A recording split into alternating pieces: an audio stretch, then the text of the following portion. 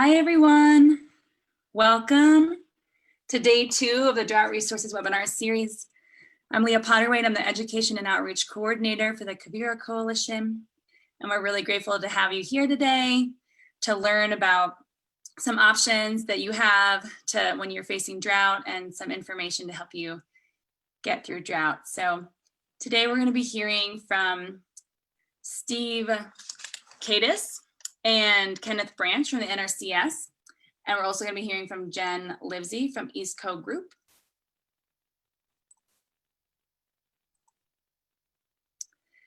And before we jump on in, we're going to go over some logistics. So many of you have done Zoom before, but not everybody. So please keep yourself muted until the Q&A, which is in the last 10 minutes. And to mute yourself, that's either on the bottom or top. When you move your mouse around, you should be able to see the menu bar, and it's circled here. And for folks that are calling in, thank you for calling in, and you can use *6 to unmute yourself and *6 to mute yourself again. And just a note that this webinar will be recorded and distributed. So if you have a question and you don't want to be on camera, you can turn your video off. If you don't mind, then feel free to keep it on. You can toggle between gallery view or speaker view and either see multiple faces or one face by clicking in the upper right-hand corner, this button that says either gallery view or speaker view. Or if you're in full screen, it might look a little different, like a few boxes, one box and a line. So just try those out and see what works best for you. So going forward, we really invite your questions and comments. We want to hear from you. So you can use the Zoom chat box if you're on your computer or smartphone and in Zoom. Or if you're on your phone and you have text messaging available, you can actually text in your questions and comments. So you're going to write the text to the number 22333. If you're someone that's calling in, you might want to write this down. Again, text to the number 22333. And in the body of the text, put the message NM Cool 422. That's spelled NMCEWL 422. And once you send that message to that number, you won't have to send that same message again. You can just, for the rest of the webinar, type in your questions and comments. If you need tech support at any time, you can chat with our super friendly tech support guy, Tyler, at 505-393-1425, and he can help you out. And now I'm going to pass the mic to Ariel. Thank you, Leah. Hello, everyone. My name is Ariel Quintana. I am the Education and Outreach Director with the Kibera Coalition. At Kibera, we have been practicing land acknowledgements since 2018 at our in-person events. Because we can no longer meet in person for the time being with the pandemic, we are transitioning those into virtual. And so we think that this is a really important piece of our work to create these spaces that foster diversity, inclusion, and equity. And so I'll go ahead and get started. We acknowledge that the land in what is currently known as New Mexico is the ancestral and present-day home to the Apache, Navajo, and Pueblo tribes and peoples. This land also housed places of trade, gathering, and ceremony for numerous other indigenous tribes, some of which are still used in such ways. We recognize indigenous peoples as the original and long-standing stewards of this land. Their extensive knowledge and practice of agriculture and land management established the foundation of land stewardship in the Southwest. We recognize that the land and this knowledge was forcibly taken and appropriated from indigenous peoples. As fellow stewards, we honor and respect the land and the peoples who have cared for this land since time immemorial, and we commit to continue building partnerships with indigenous peoples. We offer our thoughts, prayers, and actions to support our indigenous communities, who at this time face exacerbated impacts of COVID-19 due to longstanding histories of disparity and injustice. If you'd like to learn more about land acknowledgements, feel free to contact myself or Leah at the Kibera Coalition. We're happy to answer any of your questions that you may have. Thank you. Thank you so much, Ariel. And so today, this webinar is made possible by a partnership that's been formed between 4 organizations. So that's us at the Kibera Coalition, and as well as the NM Cool New Mexico Coalition to Enhance Working Lands, and the New Mexico State Land Office and the Western Landowners Alliance. And to give you a quick introduction to all four of us, the Quivira Coalition is an organization that builds soil biodiversity and resilience on Western working landscapes. We foster ecological, economic, and social health through education, innovation, and collaboration. Our programming includes education, like the workshop you're at today, as well as our annual conference and apprenticeship program, research and project management. And then the Western Landowners Alliance is a West-wide organization dedicated to keeping working lands in the American West whole and healthy. They know that we have to take good care of the land if we want it to take care of us. And WLA ensures the voice of landowners is represented in policymaking, provides opportunities for peer-to-peer learning, and helps the public understand the value of working lands and private stewardship. And then New Mexico Coalition to Enhance Working Lands, or NMCOOL, is a network of groups and individuals whose purpose is to support and enhance ongoing efforts to improve the health and productivity of New Mexico working lands that support agriculture and the environment. Their focus is to increase soil health, biodiversity, and hydrologic function. And then for our final introduction of the State Land Office, I'll actually pass it off to Megan. And State Land Office has been really essential in getting this whole thing going. So grateful everyone's here and grateful you're here, Megan, to introduce State Land Office. Thanks, Leah. Good evening, everyone. My name is Megan Boatwright. I'm the rangeland ecologist at the Land Office. The Land Office mission is to generate revenue for public education and other beneficiaries. We manage 9 million acres of surface estate, and most of that is leased for agricultural purposes. And the Land Office has an agricultural advisory committee. And one of the topics that came up at the committee was drought. And we found that we wanted to provide resources to our lessees and make those more available to help people in this arid state get through drought. So we'd like to thank everybody involved, and we hope that everyone finds these webinars very useful. Thanks, Megan. So before we jump into our first presentation, I just want to remind folks you can submit questions and comments at any time through the Zoom chat box or text message NMCOOL422 to the number 22333. And presenting next, we have folks from NRCS that we're very grateful are here, Steve Kadas and Kenneth Branch. And Steve Kadas works for the USDA Natural Resources Conservation Service as the State Resources Conservationist.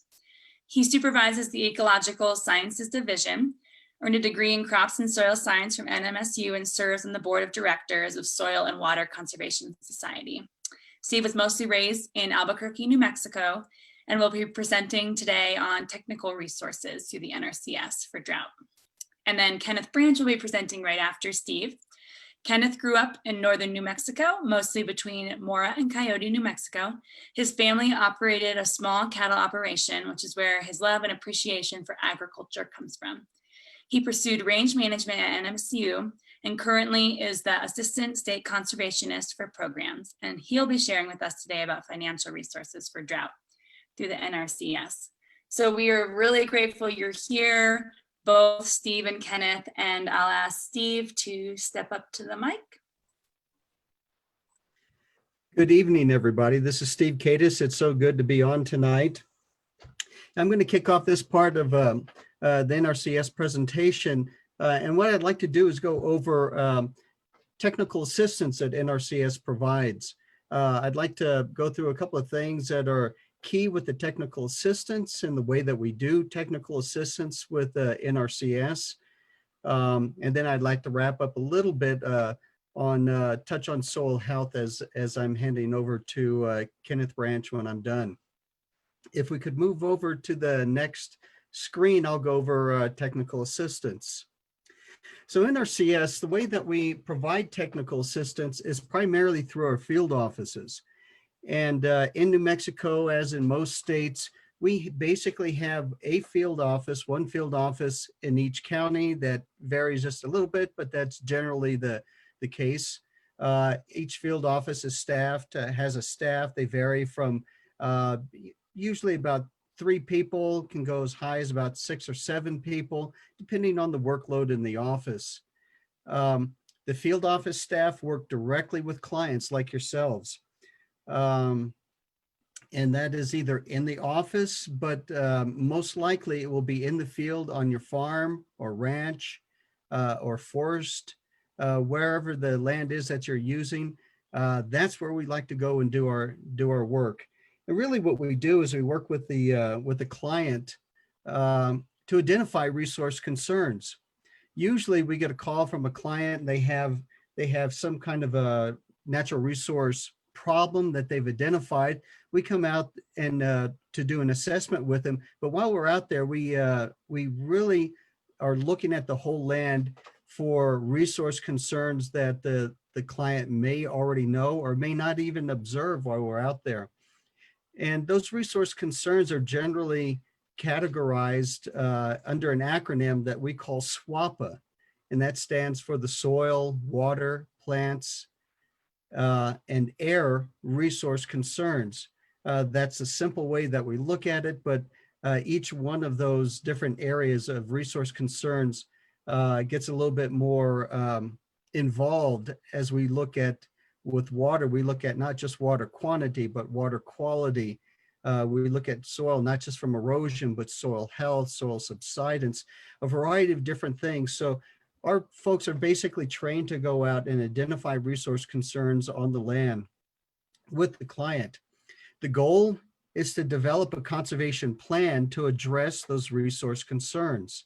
While we're out there and even after we complete assessments, we work with the client to develop a list or a set of conservation practices that will address those concerns. We continue to work with the client to choose which of those concerns or which of those practices that they actually want to apply. We may address a whole suite of practices that address all kinds of resource concerns, and the client is free to address any or all of those things. But what we do is come alongside of them to address what are their priorities and what do they want to address at this time.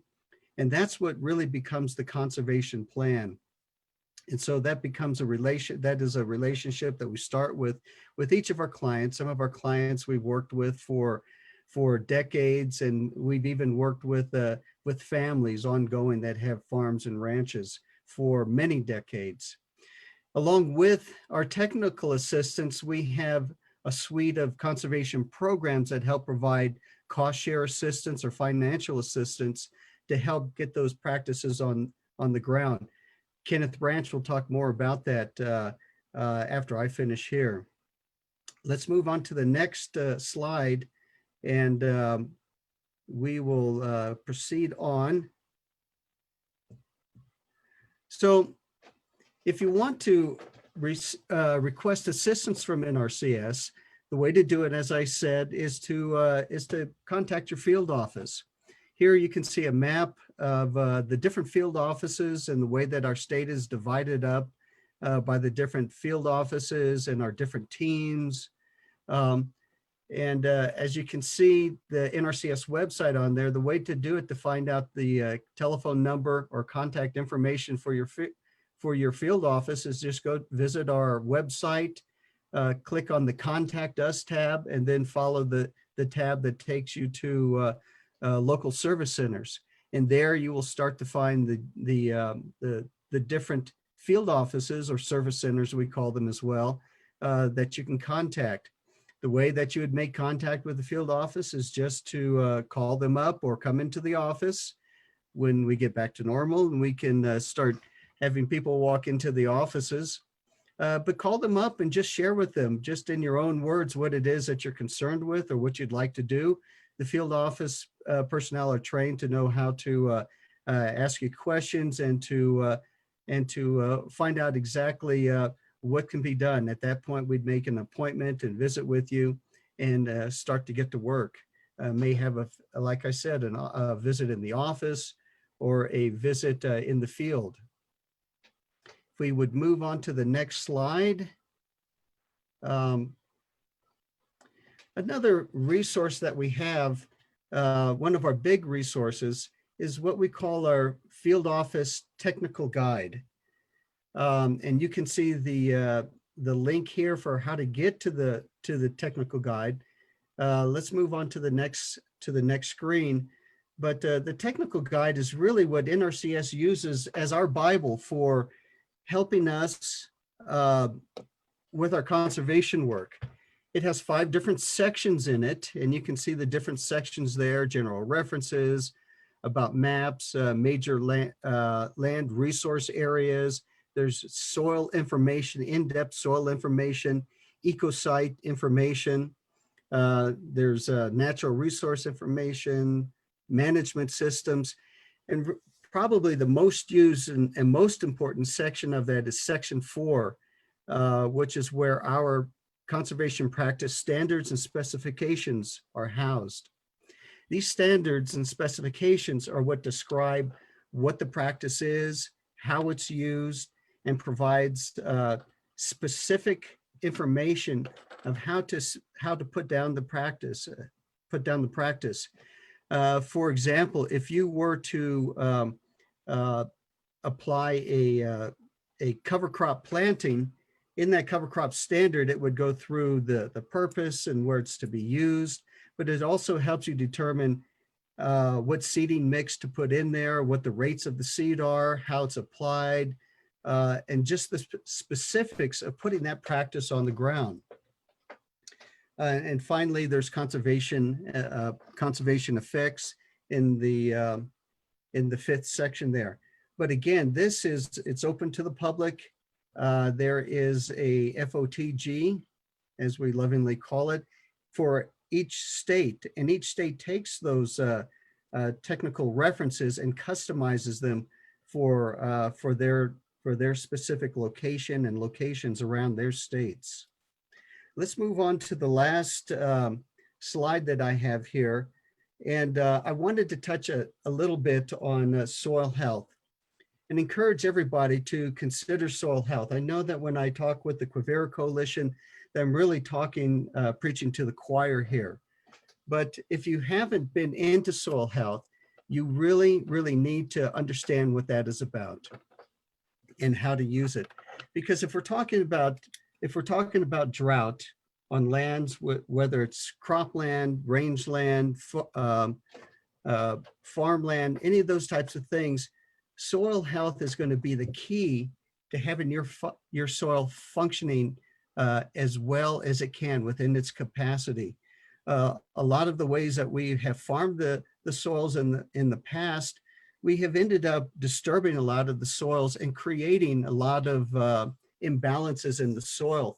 And in many ways, we've created almost a long-term drought happening in the soil. When the soil's been disturbed through tillage operations or rotor-tilling or not keeping it covered all the time, we have a broken water cycle within that soil. And we have found that the water that we do receive, we don't use efficiently, and we don't capture in the soil many times. And so we don't have an efficient system for capturing and bringing the soil into the water. And then once the water is in the soil, it uses the water much less efficiency. And as a result, we require more inputs into the soil. We require more time and effort into that.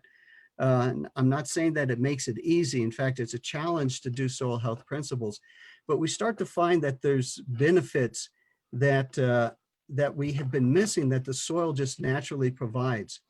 So again, just a quick overview of the 4 soil health principles. And I realize that there are some that use 5 and 6. They're all the same. We just combine a number of them into the 4.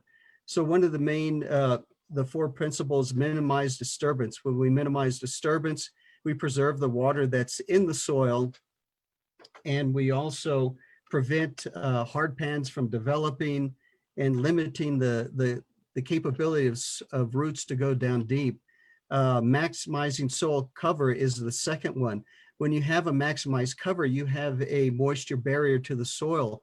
Not only that, but you protect the soil from the heat of the sun, which in many ways draws water out of the soil and causes the water in the soil to be used much less efficiently.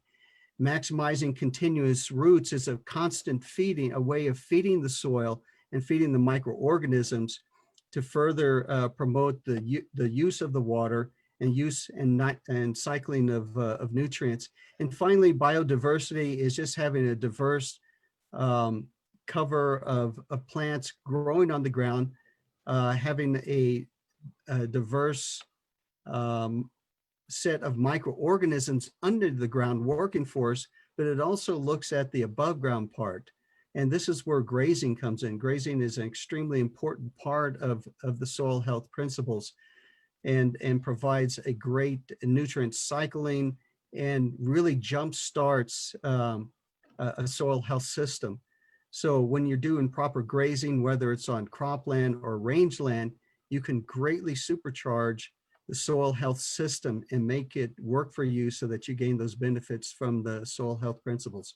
My challenge for you as I wrap up here is, if you haven't memorized those four soil health principles, I challenge you to do that, because once you do that, you start to develop a mindset of what it takes to have a highly functioning soil, and it teaches you to assess and to view your soil of what it has that's going on that's good, but also where are the deficiencies to soil health. You can learn so much more about this through the NRCS and certainly on the web and through different conferences and workshops. But I challenge you, learn those four soil health principles, and that will really do a great service to yourself as you're farming or ranching. And with that, I'd like to hand it back over to our moderators, and thank everybody for tuning in tonight. Thank you, Steve. It's such an inspiring note to end on, the principles of soil health. Appreciate that. And now, Kenneth, if you would like to step up to the mic, we're ready for you. Okay, I appreciate that. Thank you, Steve. My name is Kenneth Branch. I'm the Assistant State Conservationist for Programs with the NRCS. And today I'm going to go over some disaster relief that we have through our EQIP program, the Environmental Quality Incentive Program. So if you'll do the next slide, please. So basically, like I said, I'll give you some overviews of the EQIP program, and then I'll get into the disaster recovery and resilience assistance that goes through the EQIP program, so that it's not a separate program. It is administered through EQIP itself. Next slide. So the Environmental Quality Incentive Program provides financial and technical assistance to eligible ag producers and non-industrial private landowners to implement conservation practices and activities. So this is one of the programs that we have that Steve kind of touched on a little bit, that does offer some of that financial assistance to landowners. Next slide, please. Just some general eligibility. This is just a real basic overview. For specific details, I would ask that you contact your local NRCS office and you guys can have a more in-depth conversation regarding the eligibility. But there are really four types of eligibility. There's the applicant eligibility, which I'll talk about in the next couple slides.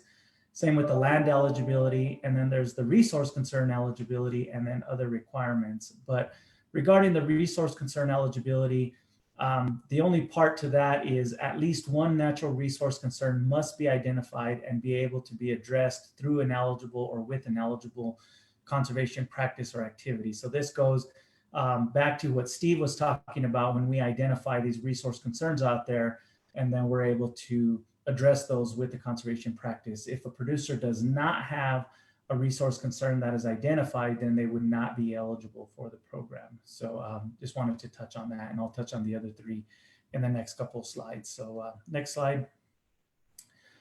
Just some general applicant eligibility. First, they have to establish records with the Farm Service Agency. And part of those records is where you deem yourself an ag producer. So basically that's a person, a legal entity, a tribe, or a joint operation. And also the person that's applying, or the entity that's applying, they have to be engaged in the ag production or have an interest in the ag operation. So they've got to be involved in the operation. it can't just be an absentee landowner that doesn't have anything to do with any of the agriculture on the land. So they do have to be engaged. The second part of that is they have to be within the applicable payment limits, the average adjusted gross income, which is the 3-year average. Adjusted gross income has to be less than $900,000. FSA can walk you through that paperwork as well. Also, applicants can be considered historically underserved or veteran producers. We also have new to us this year water management entities, which covers some of the land grants and acequias.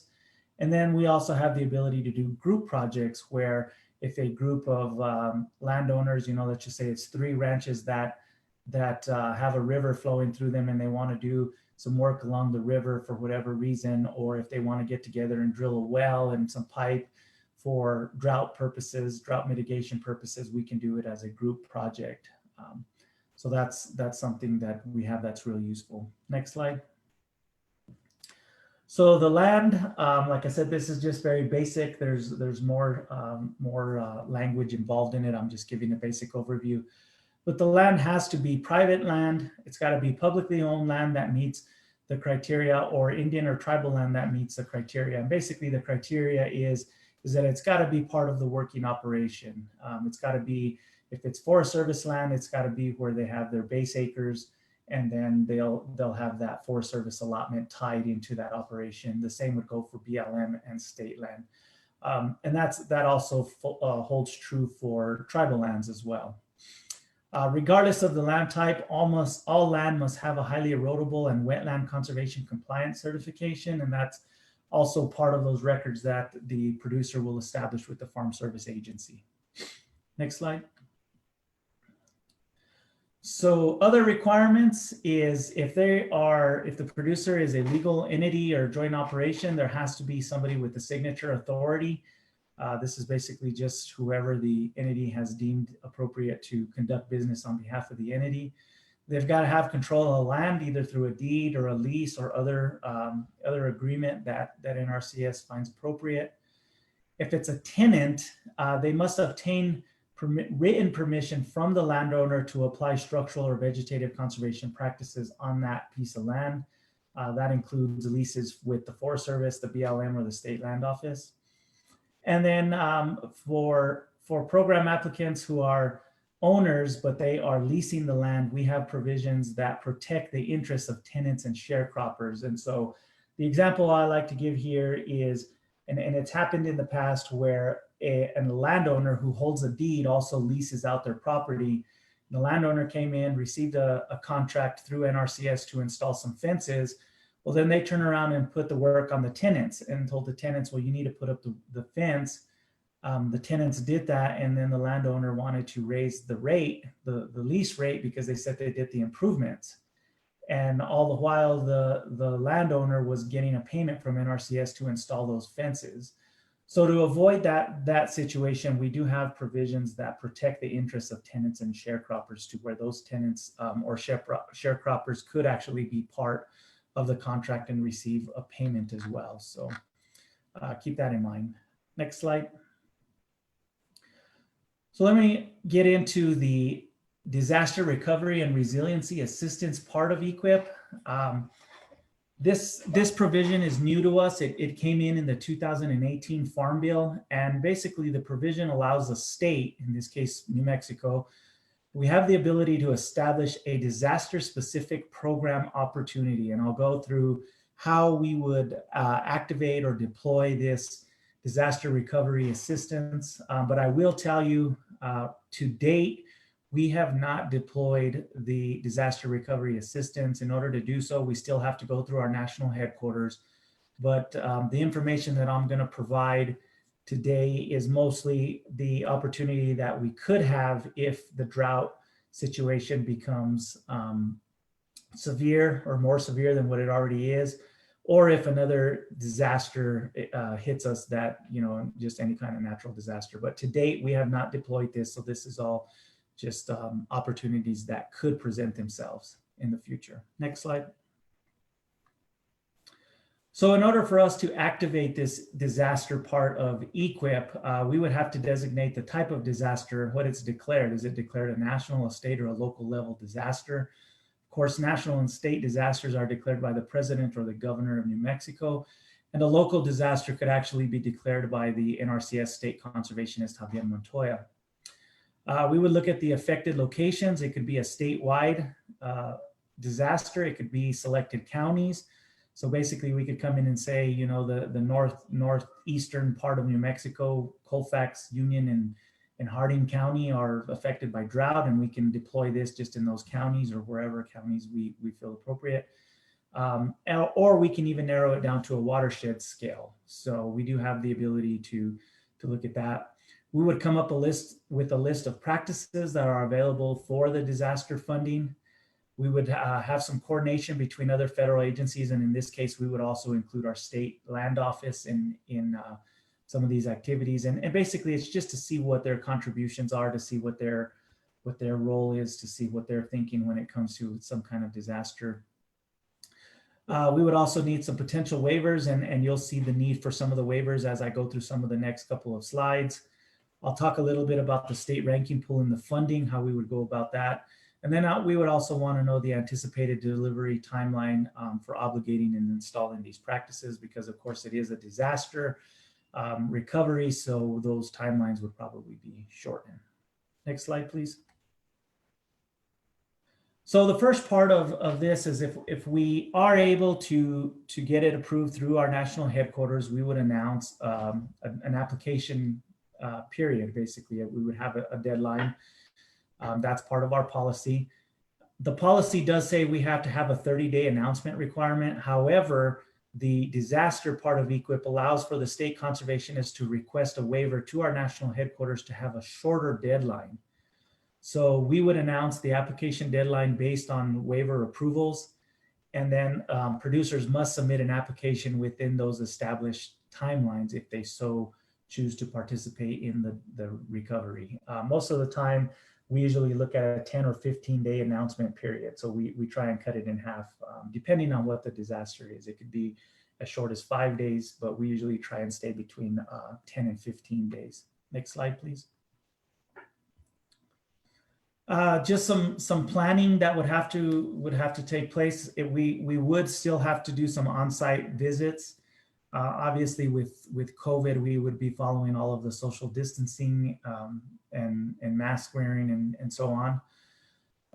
We would again accept the applications within the timelines. We also have the ability to grant a waiver to commence a practice prior to obligation, which I'll talk about in the next slide in a little bit more detail. And then, of course, we will not make any kinds of obligations if farm records are not established or eligibility requirements that I discussed earlier are not met, even if a waiver to commence a practice is approved. So producers still have to have those records established, and they still have to meet the eligibility requirements to participate. Next slide. So just touching a little bit about commencing a practice prior to obligation. Again, the state conservationist has the authority to allow applicants to commence a practice before they get into a contract. These practices would still have to meet NRCS standards and specifications, which NRCS would provide to the landowner. The caveat to that is if an application is not selected for funding for whatever reason, there will be no payment regardless if a waiver was approved. So it's kind of a deal there where, you know, if a landowner comes in and says, well, we have this drought situation, we declared the drought, but there's a 15-day sign up period. And they say, well, my well went dry and I cannot wait 15 days to get this, to get a new well drilled. We can give them the waiver to start the practice early. They can go and implement that practice. And then if they are selected for funding, because it is still a competitive process for funding, if they are selected for funding, then we would be able to pay on those practices that were implemented before we got into a contract. If the application was not selected for funding and the producer did drill the well, we would not be able to pay because they were not selected for funding. And so then the cost of that well would still be on them. So something to keep in mind. It's a good provision. We've used it before. A lot of producers have taken advantage of it. Some applications get funded, some of them don't, but it's in certain circumstances, producers really like to request that waiver just to start, just so they can go ahead and get that practice on the ground because they need it in a timely manner. Next slide, please. Going back to the control of land, like I mentioned earlier, even though this is a disaster part of EQIP, the applicant will still have to demonstrate control of the land. The signature authority is still going to have to be provided to us. They'll still have to receive permission to install practices, the tenants will, and we still have to protect those interests of the tenants. So the criteria that I gave you was for EQIP when I talked about it, but it still rolls over into the disaster part of it. We still have to follow all of the same processes and requirements. Next slide. I touched a little bit about adjusted gross income through the disaster part of it, because the adjusted gross income is a statutory requirement. The chief of the NRCS actually has the authority to waive the adjusted gross income, but that's waived on a case-by-case basis, and it's only for environmentally significant projects. In this case, usually when we declare a disaster, and if it would be drought in this case, we feel that that does fall under the environmentally significant projects. And so in order to get a waiver, the applicants will still have to file the adjusted gross income. They'll have to have a determination made. Obviously, the determination would be does not meet. And then based on that does not meet, then they have the basis for a waiver. Of course, if they meet the AGI, there's no reason for a waiver. It's that determination would be does not meet. So there is that ability there to get the AGI waived. Next slide. Just to touch on the ranking and the funding for a minute, the EQIP disaster part of it would come, the ranking would come with a ranking template. We would either establish that ranking template at the state level, or national headquarters would help us establish that.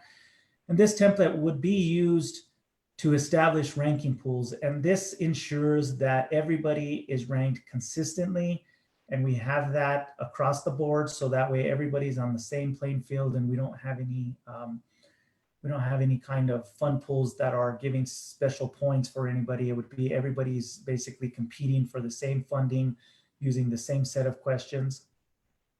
We have the ability or the authority to establish one ranking pool for the entire state, or we can establish ranking pools for counties or watersheds, just depending on what the disaster is declared. If you remember, I talked about in one of my previous slides about declaring the disaster, whether it's a statewide or a county or a watershed. We have the ability to break down and rank those based on that area as well. And then, of course, only the applications that are related to the specific disaster will be ranked in the established ranking pools. So only the folks that are being affected by the disaster will have access to those ranking pools and compete for the money that's available. So if we do declare it for drought and we say that it is in 3 counties, and I'll just use the example I gave earlier, let's just say that it's in Hardin, Union, and Colfax County, only the producers in those 3 counties would be eligible for this funding, and they would only be competing against each other. They would not be competing on a statewide basis. Now, if the drought was large on a large scale where we declared the entire state under the emergency, then of course it would be all of the counties would be competing, all of the producers in all counties would be competing against each other. We also do have the authority to establish payment caps per contract item, and most of the time these are to just to kind of spread out the money a little bit more. Usually there's not a lot of money coming our way, but this helps us spread some of the money out, and it helps us control some of those real expensive practices. And speaking about funding, at this point in time, because this was a new provision in the Farm Bill, we didn't set aside a big chunk of money for disaster because at the time we didn't know we had to. So we would rely on our national headquarters to send some funding our way if we do have to declare any kind of disaster at this point in time. Next slide. So the last slide is just a map that I pulled from the Drought Monitor site. It is, I did put together this information last week, so the map might be a little outdated. It was released on June 11th, and so I'm sure that D3 area has probably expanded some, but we are keeping an eye on the drought situation in New Mexico. And if it continues to get worse, if we start to see a lot of counties get into the D3s or even drop into D4s in some areas, then we would look at deploying the disaster part of EQIP. As I mentioned, to date has not been deployed, but we do continue to monitor the drought situation in New Mexico. So that being said, that was my last slide. I'll turn it back over to our host, but I will be on for the duration of the webinar to answer any questions that anybody may have. Thank you. Thank you so much, Kenneth. And I know that I want to give Jen her full time to be able to present. So if folks do have questions and comments, our Q&A is going to be a little shorter at the end and we'll probably go over.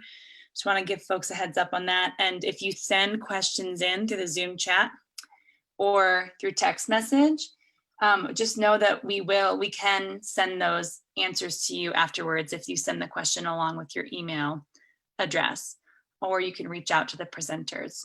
So without further ado, I want to introduce Jen Livsey. Jen Livsey is the owner and agent of EastCo Group. Jen plans and manages grazing on her family's commercial cow-calf ranch. She got her MS in ranch management and became a pasture insurance specialist in 2011. She's analyzed data for millions of acres and has worked to understand the risk tolerance and goals of hundreds of ranchers, experience she applies to every customer in her work. So Jen, if you're ready, we'd love for you to step up to the mic. I am here. Thank you very much for that introduction.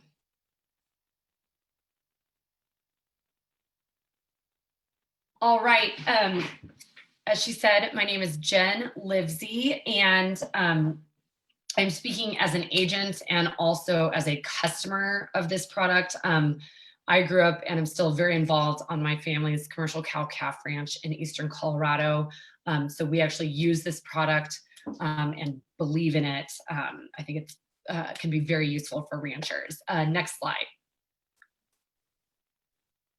So this is just an overview of what I'm going to cover. I'm going to kind of start with the basics, the background, some details of the program, and then logistics of how you sign up. And I'll end with some specific examples in New Mexico. Next slide. So one thing right off the bat is that pasture insurance is called many different things, which can be confusing out in the world. I listed some of its names here. You hear people call it all these things. It is one product. Its official name is pasture, rangeland, and forage insurance, and it's also known as PRF. And the basic idea is that a payment is triggered when a specific area during a specific time period receives less than average historic rainfall.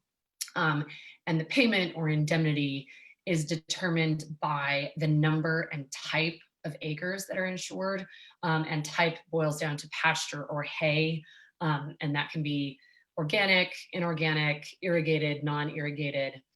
Hay breaks down a little bit. You can insure owned or leased land. This includes any BLM or Forest Service or state leases or private leases. To qualify, you must have the intention to graze livestock or produce hay. This is not a product for any property that is hunting only. That's ineligible. You also have to have ownership in the livestock on the insured property. So this is not for completely absentee landowners. Skin in the game is required. Next slide. So just a little bit of background. The idea for PRF came about in 2000 when Congress mandated that they needed to have risk management tools for underserved commodities. It rolled out for real in Texas, basically in 2007, and is now all throughout the lower 48. The Risk Management Agency, which is essentially the in-house insurance department for USDA, sets all of the prices and rules for the program. The premiums are subsidized by RMA, at least 50%, and I'll go into some of that math later. It's sold by private insurance agencies, of which EastCo Group is one. You can search on RMA's website for agents in your state or your area. agents sell across state borders, but there are many agents that sell this. Policies are held by some big underwriters that are approved and backstopped by the Federal Crop Insurance Corporation. Next slide. So a key component of PRF is the rainfall index system, which is how precipitation is calculated. And for this example, if you look on the screen, the blue shape, I'm just going to pretend is a ranch, and the red boxes are grids that are projected from space. So they have nothing to do with county lines, state lines, roads. They're literally latitude, longitude squares projected onto the earth. And your ranch falls in one or more of these grids. And each of these grids has a specific rainfall history that is calculated only through official National Oceanic and Atmospheric Administration stations. And basically, data from at least 4 of those stations is averaged or interpolated over a large area to calculate a specific grid's rainfall for a 2-month period. And the 2-month period is called an interval, and it begins January, February, then goes to February, March, April, and so on. So again, there is official data for every grid in the United States for every 2-month period in the United States that is only calculated using official NOAA stations. Next. There are multiple decisions that you have to / get to make to personalize your policy. The first is how many acres you want to insure, and do you have pasture and hay or just one type? You are not required to insure every acre of hay or pasture, which is very different for pasture insurance than it is for a lot of the other crop insurance products. You determine what percentage of historic average rainfall you would like to cover. That's called your coverage level. It's more expensive the higher your coverage level. It's also less subsidized at a higher coverage level. Kind of a secondary, more minor factor is your opinion of how productive your ground is compared to the county average. Average is 100, and you can pick 60 to 150%. That number determines how much an acre is worth on your policy. You choose which intervals to insure in your grid, and in each grid you can insure 2 to 6, and you just have 100% of your acres, and so you decide what percentage of your acres to insure in each interval that you select. And then if your property crosses a grid line, you can choose to insure both grids or just one grid. And same thing if it crosses into more than 2 grids. Next slide. I always like to cover the negative aspect of PRF, and what that boils down to is that rainfall index system that is used to calculate precipitation is not highly accurate. It is an approximation of rainfall using point-specific data that is spread over very large areas. And what that means is that number is not necessarily, for any given interval, going to match what actually happened on the ground on your ranch, which is just a part of that grid. So what that means, and I guarantee this will happen, is you will not be paid when you are supposed to be paid once in a while. What it also means is that you will be paid sometimes when you are not supposed to be paid. And over time, over years, those 2 instances happen equally as often and equal each other out. So over trends, over years, this product does reflect reality, but in any given instant, it is not highly accurate. So that's something to be very aware of. The other thing is that this is not a disaster program. It is not a guarantee. You will lose some or all of your money in some years. And on average, I've looked at tens of thousands of grids. You will lose 3 to 4 of every 10 years. You will be net negative. So you need to be prepared to pay the premium in any given year. Next slide. Now to switch to the very positive parts of pasture insurance. It is very, very personalized. You completely customize your policy by making the decisions I covered.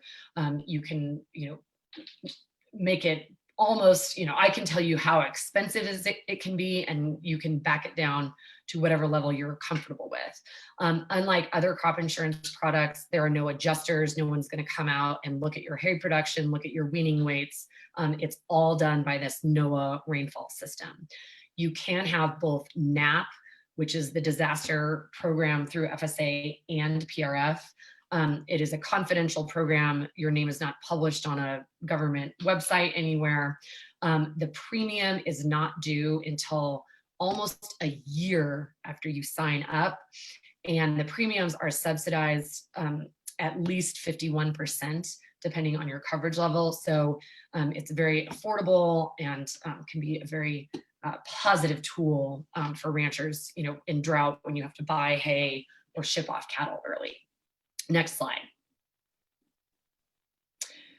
So just a little bit about the logistics. The sign-up period is the fall. It begins on September 1st and concludes on November 15th.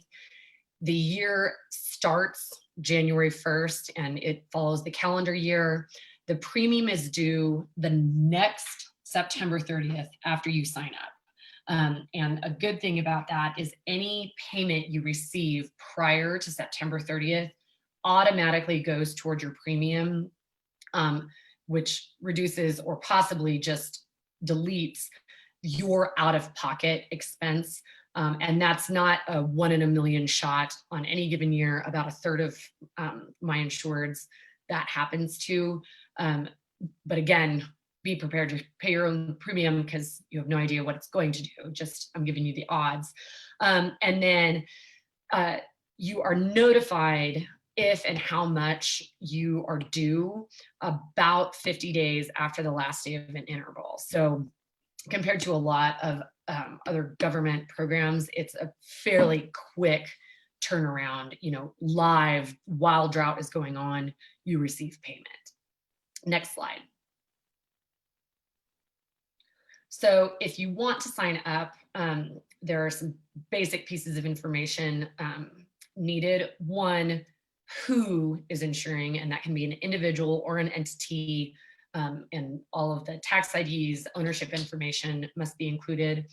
Where precisely is the land and how much precisely is there? That's determined by FSA farm numbers, and those set that exact location and acreage information. If you are in a lease situation, your agent will need a copy of the lease agreement or permit if you're on any state or federal land.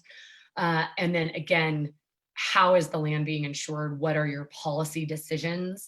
And then again, November 15th is a very hard sign-up deadline. Next slide.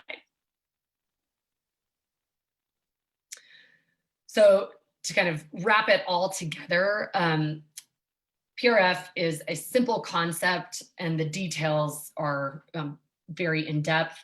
The basic idea is when you are in a drought, you get payment.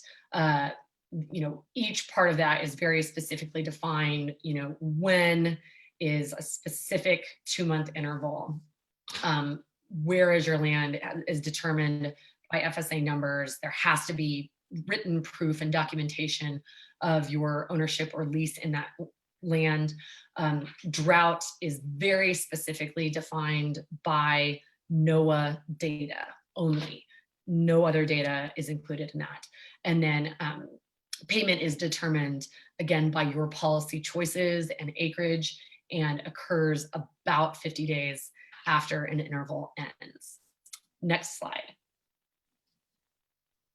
So Quivira asked me to do a couple real examples in New Mexico. And what I'm about to show you is an analysis that my company created, you know, and other agents there have other analyses, but it's useful to see how your policy would have performed using the past rainfall data, which is 1948 to present, and today's prices. So if you go to the next slide.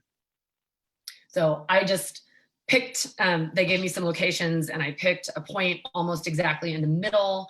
This is an example of the data that I generate, and what it is showing is how this policy has paid out in the past on an average basis over 5, 10, or 71 years, how much it paid out annually, how each interval paid out, and what the price is. So in this location, the most expensive policy that you could have gotten for 2020 was $1.70 per acre. And if you had bought that policy, it would have paid out on 1,000 acres. It would paid out $3,191, or sorry, it would have netted $2,191. So, you know, over the last 5 years, it's been dry. It has paid out very well. Next slide. So again, another location in Colfax County. I just picked a spot in the middle. Next, please. Again, some more data that I generate. The decisions you make on your policy about how many acres to insure, what coverage level, what productivity factor drive the price of the policy. And here, the most expensive policy you could get is $2.06 an acre. You could back it all the way down to about $1 an acre or even lower. My message there is you can pick your premium level. You can't pick your maximum premium level. That's determined by your number of acres. But if you are not comfortable with that maximum premium amount, you can back it down to whatever amount you're comfortable.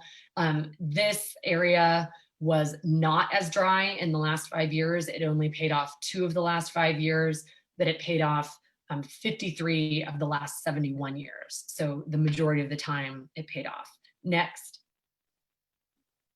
Again, just one more location in Lea County. Next, please.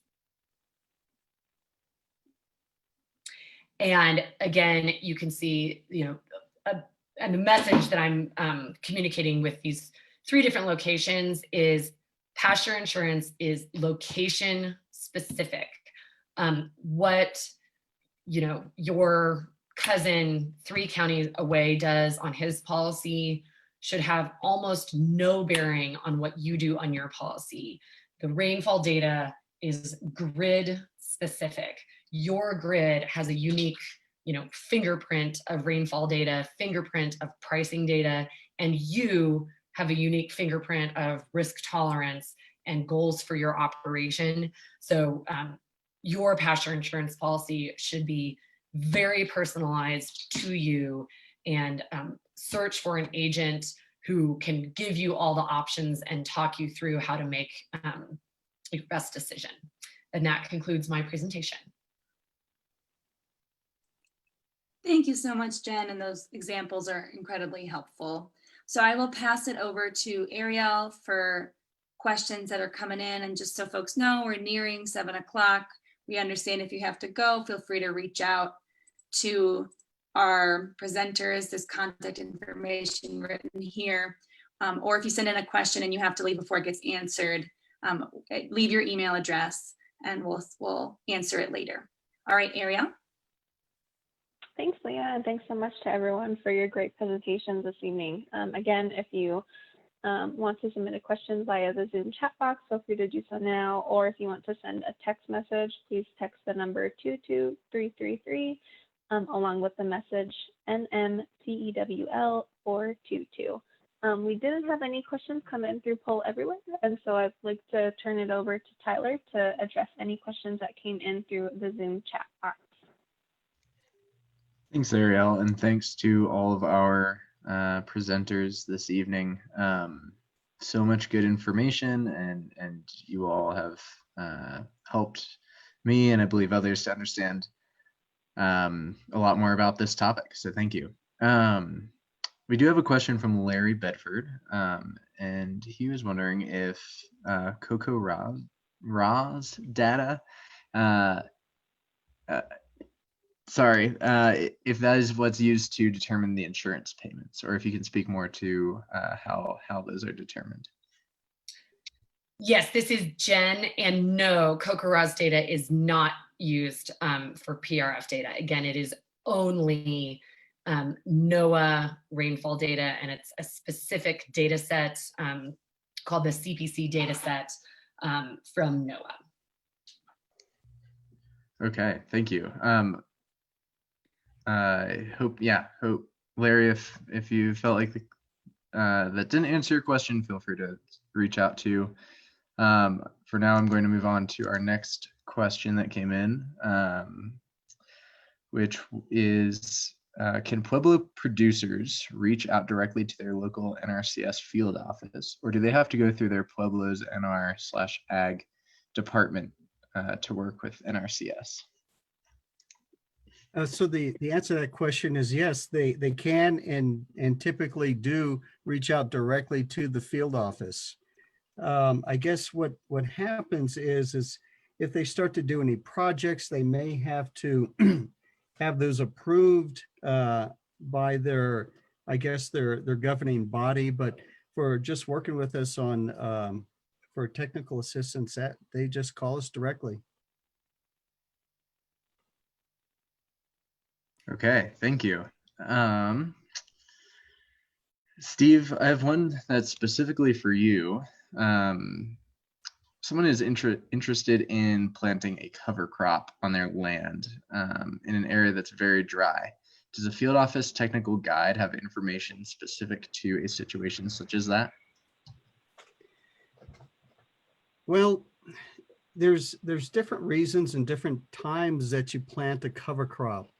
A lot of people will, for example, planting a cover crop, and we need to see a lot more activity in it. But basically what happens if somebody, say like on the east side, is harvesting their wheat, which happens basically in July, the ground is dry. And the advice that we'd give to them is to go ahead and plant it as soon as possible.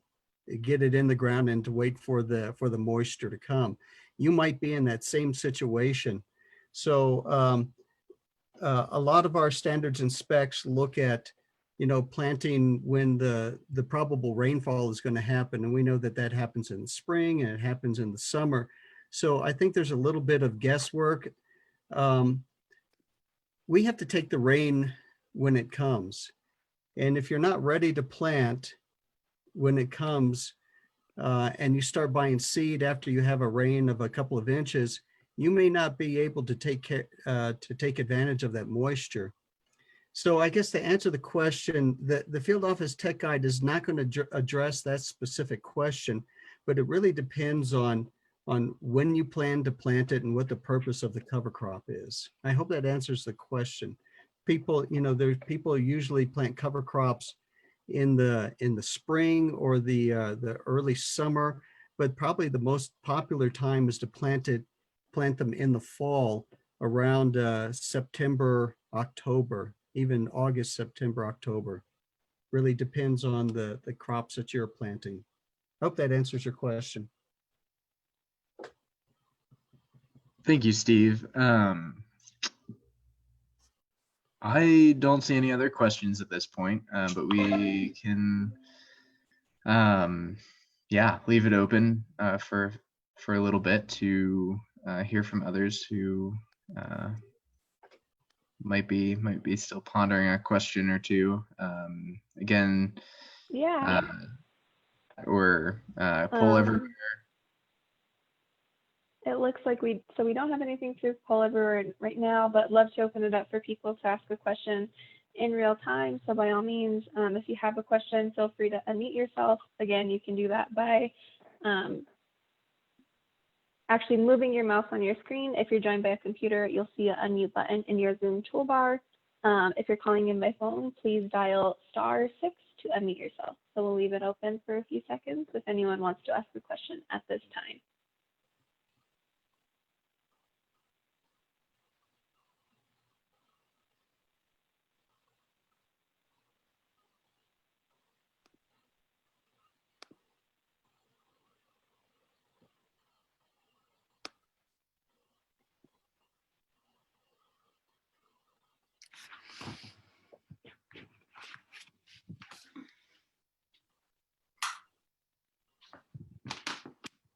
Okay, and if no one else has any questions right now, please remember that you are welcome to reach out to each of the speakers to dive in a little bit further if questions do come up later or you want more information.